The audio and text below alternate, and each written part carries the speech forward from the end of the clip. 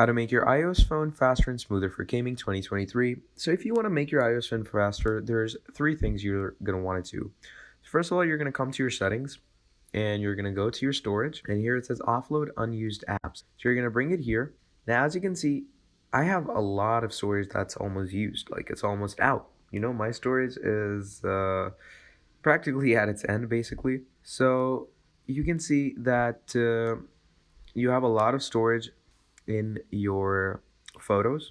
So as we can see, I have around 50 gigabytes of storage stored in my photos.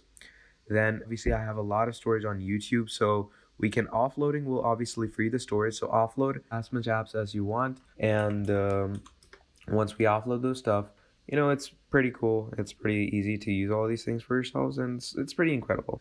So that's the general idea of it all. Thank you for watching all the way till the end, and I'll see all of you next time. Goodbye.